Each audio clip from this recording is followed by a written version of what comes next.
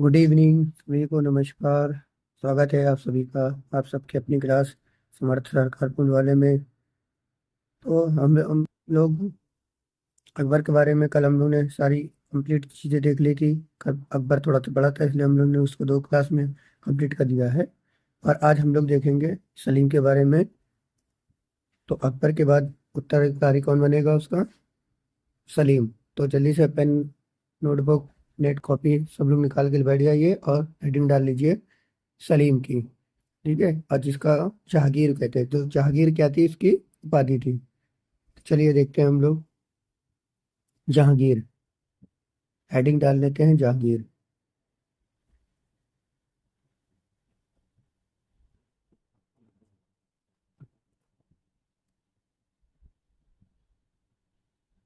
जहांगीर। तो जहांगीर कब से कब तक रहा था? जैसे कि हम लोग ने देखा था 1605 में अकबर की मृत्यु हो गई थी। 1605 तक उसने शासन किया था।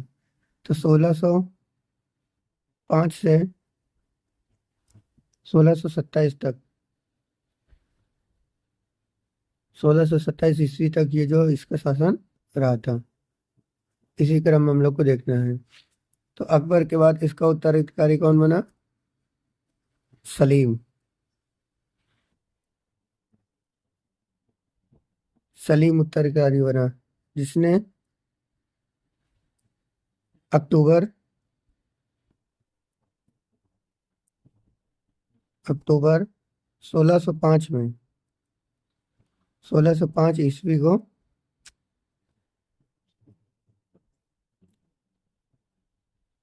नूरुद्दीन नूरुद्दीन मोहम्मद नूरुद्दीन मोहम्मद जहांगीर जहांगीर गाजी, या बादशाह भी कह लो। बादशाह, बादशाही गाजी, इस नाम से, इस उपाधि से इसने गद्दी पर बैठा। गद्दी पर बैठा। ठीक है। ये क्या थी इसकी? ये इसकी उपाधि थी। क्या थी? उपाधि थी। जहांगीर का जन्म जब कब हुआ था? जन्म जो है इसका हुआ था 30 अगस्त,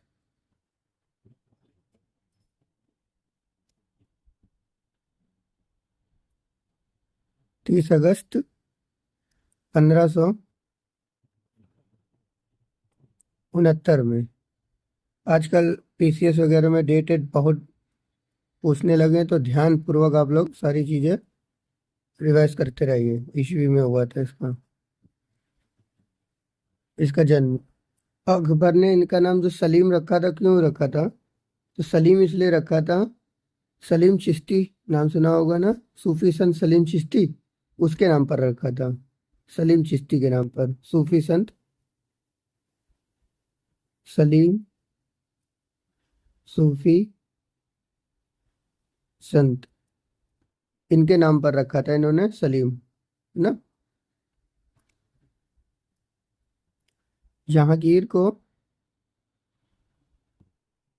जहांगीर को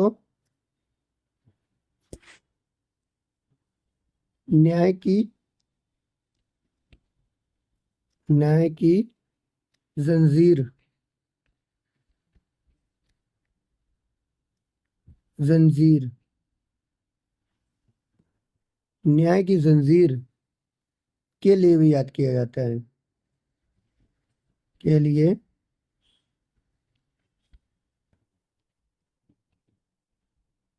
लिए याद करते हैं।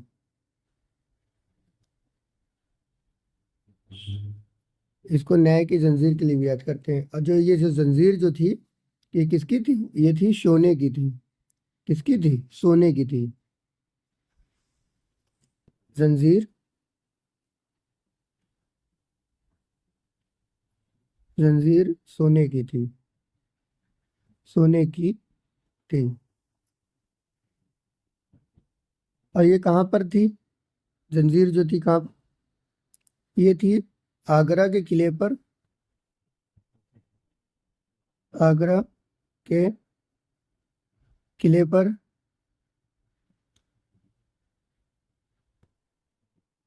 किले पर क्या था आगरा के किले पर? शाहबुज। शाहबुर्ज। शाहबुर्ज एवं यमुना। यमुना के तट पर। कहाँ पर? तट पर। तट पर पत्थर से बनी थी। किससे बनी थी? पत्थर में स्थित एक खंबा था। पत्थर पर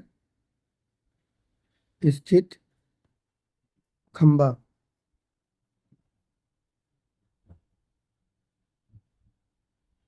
ठीक है, पत्थर पर स्थित ये खंबा था। सारी चीजें समझ में आ गई होंगी, नोट डाउन करिए, नए स्क्रीनशॉट लीजिए, जल्दी से आगे देखते हैं इसी क्रम में। कोई भी डाउट्स हो तो आप लोग कमेंट्स द्वारा जल्दी से पूछ लीजिएगा। आप लोग का जल्द से जल्द कमेंट्स का जवाब दिया जाएगा। चलिए आगे देखें। जहांगीर ने तुगुर ए जहांगीरी। जहांगीरी ये क्या थी? आत्मकथा थी। आत्मकथा। इसको पूरा करने का श्रेय, पूरा करने का श्रेय किसको दिया है? पूरा करने का श्रेय जो दिया गया है वो दिया है मौत बिंदु खां को।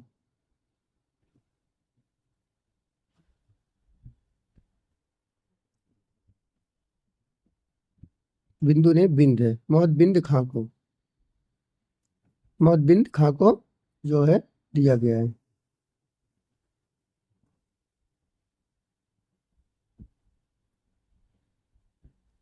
जहांगीर का जो पुत्र था, जहांगीर का पुत्र था खुसरो, है ना, बड़ा पुत्र। बड़ा पुत्र खुसरो। इसने क्या किया? इसने 1606 ईस्वी में, 1606 ईस्वी में अपने पिता के खिलाफ, यानी कि जहांगीर के खिलाफ, पिता के विरुद्ध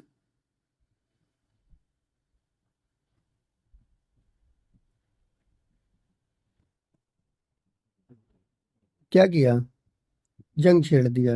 विरुद्ध मतलब विद्रोह कर दिया, विद्रोह किया। विद्रोह किया। विद्रोह किया। तो जहांगीर और जब इसका विद्रोह हुआ, युद्ध हुआ, तो ये युद्ध कहाँ पर हुआ था? ये युद्ध हुआ था जालंधर में के पास में। कहाँ पर? जालंधर के पास में। जालंधर के पास में भैरव नामक मैदान है। भैरावल। भैरावल नामक क्या था? मैदान था। और यहाँ पर क्या हुआ था? जहांगीर जीत गया था और उसके अपने पितृ को विजय हुआ और अपने पुत्र को बंदी बना लिया। पुत्र को बंदी बनाया। समझ गए ना आप लोग? क्या हुआ था? बड़ा पुत्र ने उसके जो है, पुत्र जो बड़ा पुत्र था उसका खुसरो, उसने 1606 ईस्वी में अपने पिता के विरुद्ध विद्रोह किया।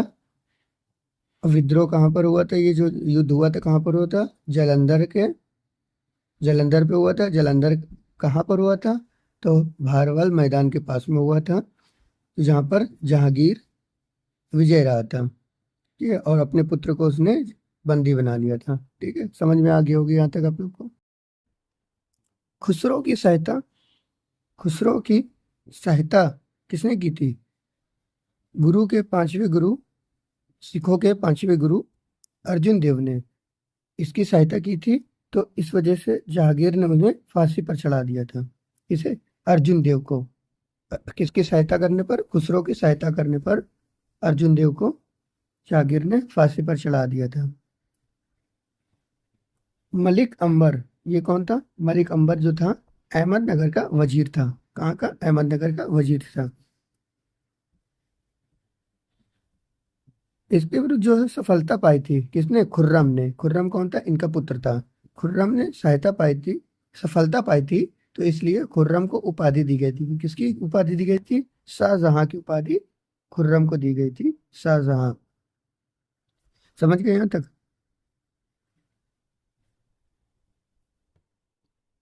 1622 ईस्वी में कांधार कांधार जो था मुगलों के हाथों से निकल गया था। और इसे जीता किसने था? शाह अब्बास के अधिकार में चला गया था। किसके अधिकार में? शाह अब्बास के अधिकार में चला गया था ये। जहांगीर जहांगीर ने ग्यास ग्यास बेग ग्यास बेग को शाही दीवान बनाया था। किसको? ग्यास बेग को शाही दीवान बनाया था। इसको उपाधि क्या दी थी? उपाधि इसकी उपाधि थी इत्माद उल दौला। क्या उपाधि थी? इत्माद उल दौला। ये इसकी उपाधि थी। किसकी? ग्यास बेग की। इसको जहांगीर ने दी थी। जहांगीर ने दी थी।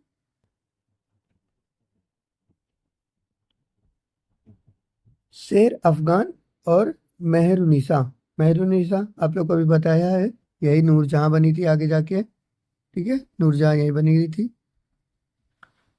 तो शेख अफवाक और नूरजहां, इसकी पुत्री जो थी, कौन थी? इसकी पुत्री पुत्री के कौन थी? पुत्री का नाम था लाडली बेगम। लाडली बेगम। इसकी शादी इसकी शादी सैयर यार सैयर यार की से करा दी। सैयर यार कौन था? सैयर यार जो जागीर का पुत्र था। किसका पुत्र था? जागीर का पुत्र था। इसी से इसकी बेटी की शादी करा दी गई थी। समझ गए होंगे यहाँ तक आप लोग? इसके बाद है इत्र से गुलाब। गुलाब से इत्र गुलाब से इत्र की विधि किसने खोजी थी? तो ये विधि खोजी थी नूरजहां की जो माँ थी। माँ का क्या नाम था? अस्मत बेग। इसने जो है गुलाब से इत्र बनाने की विधि को खोजा था। जहांगीर, नूरजहां और उसका भाई आसफ खां इसको बंदी बना लिया। कहाँ पर? झेलम नदी के तट पर। और कब बनाया? 1626 ईस्वी में। किसने बनाया? बंदी बना लिया गया। किसने बनाया? मावत खां ने। झेलम नदी के तट पर 1626 ईस्वी में जहांगीर, नूरजहां और उसका भाई असवद खां को बंदी बना लिया। किसने बनाया? तो मावत खां ने बनाया। समझ गए आप लोग यहाँ तक? जहांगीर के पुत्र, अब जहांगीर के कितने पुत्र थे? तो 5 पुत्र थे जहांगीर के। ठीक है, तो 5 पुत्र कौन कौन से थे? पहला तो सबसे बड़ा बेटा था, अभी बताया था मैंने ऊपर, खुर्रम, जिसने इसके विरुद्ध ही जो वो कर दिया था, जंग छेड़ दी थी, उसको फिर बंदी बना लिया था। उसके बाद है परवेज। फिर है तीसरे नंबर पे खुर्रम। खुर्रम जिसको इन्होंने शाहजहां की उपाधि दी, अभी बताया मैंने, ऊपर ही बताया। फिर उसके बाद है सैयर यार।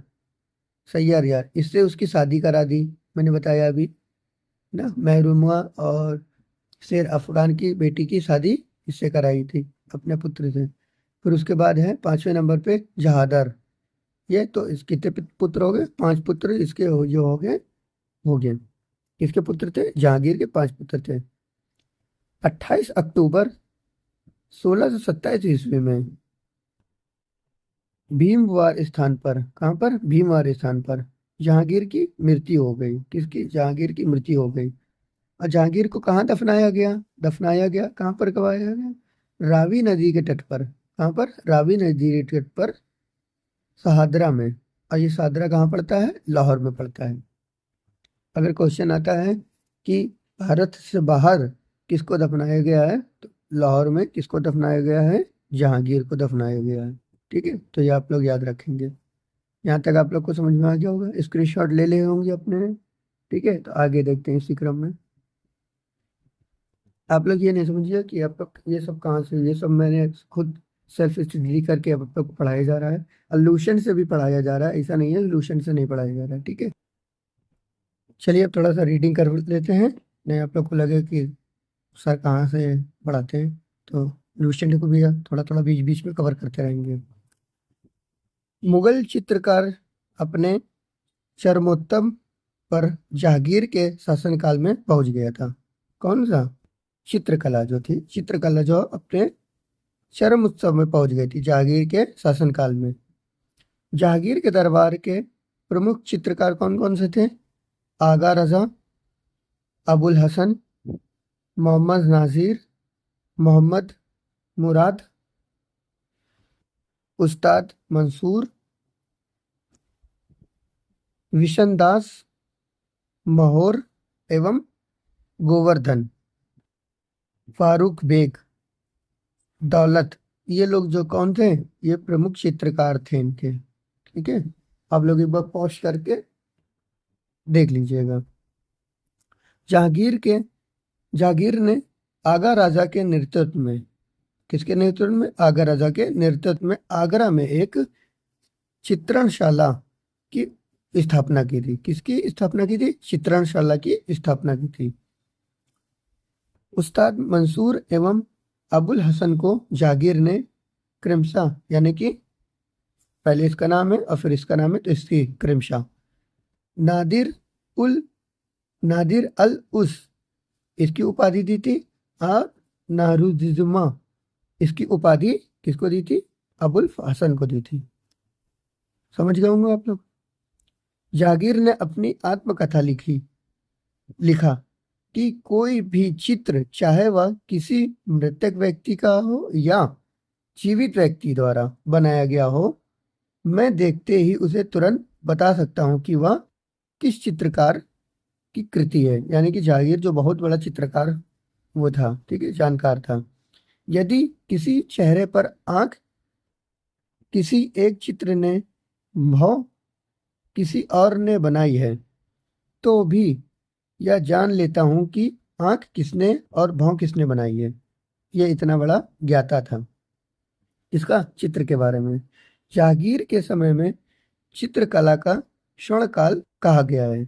इसको जहांगीर के समय में चित्रकला को स्वर्णकाल कहा गया है। इत्माद उल दौला मकबरा 1626 ईस्वी में 1626 ईस्वी में नूरजहां बेगम ने बनवाया।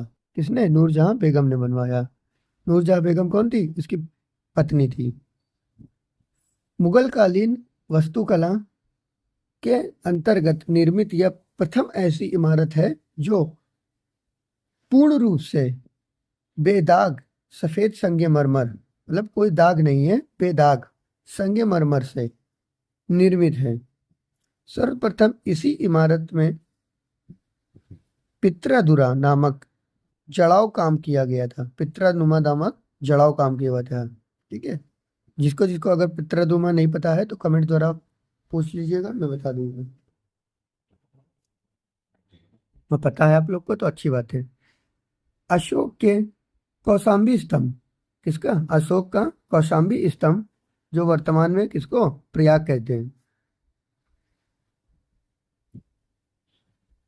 पर समुद्रगुप्त की प्रयाग प्रशस्ति तथा जहांगीर क्या लेख उल्लिखित है। क्या है? उल्लिखित है, यानी कि उसमें लिखा गया है। ठीक है, जहांगीर के मकबरा का निर्माण नूरजहां ने करवाया था। जहांगीर के शासनकाल में captain Hawkins, sir Thomas Roe और विलियम चिंग एवं एडवर्ड स्टेरी जैसे यूरोप यात्री जो है आए थे। ठीक है, कौन कौन आए थे?